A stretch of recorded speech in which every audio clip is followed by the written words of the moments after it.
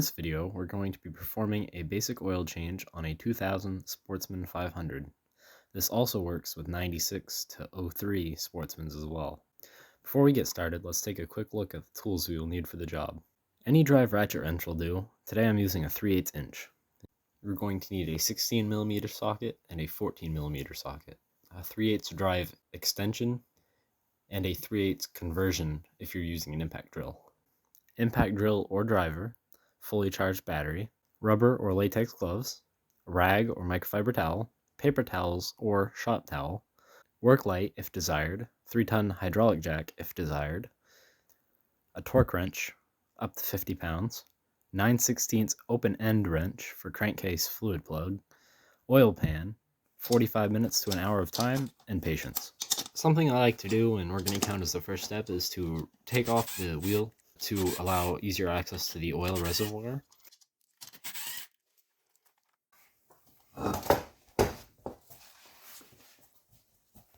then you're going to want to take the nut off to the oil reservoir after placing the oil pan directly under the oil reservoir.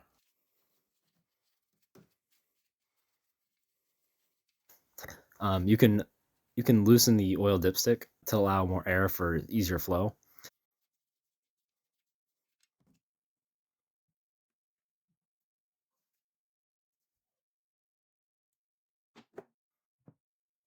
And while that's draining, I'm going to remove the oil filter. I have a paper towel and a microfiber towel sitting to collect the oil because there's some will spill out, and should come off easy. If it doesn't, you can use oil filter wrench, and I like to keep mine a little tighter than hand tight so I can take it off and put it on if needed.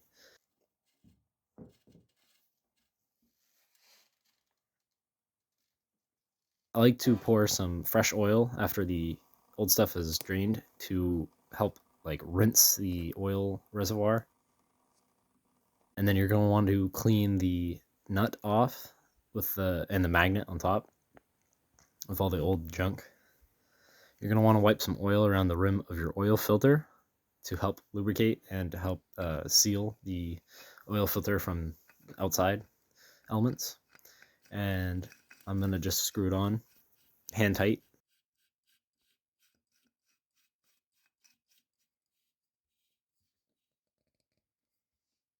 And here's the old one.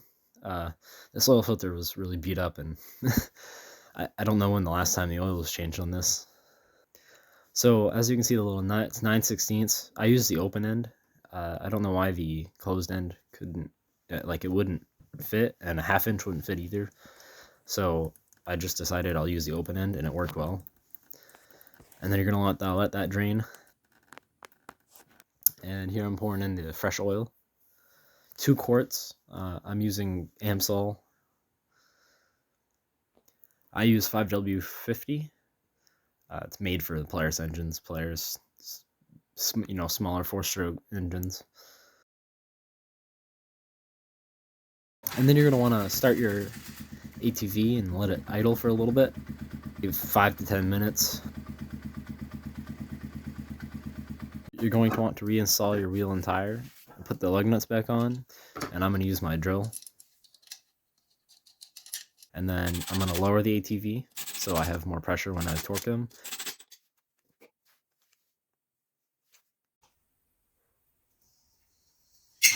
And I'm going to torque these to 27 foot-pounds. 25 to 30 foot-pounds is recommended. I like 27. It's right in the middle.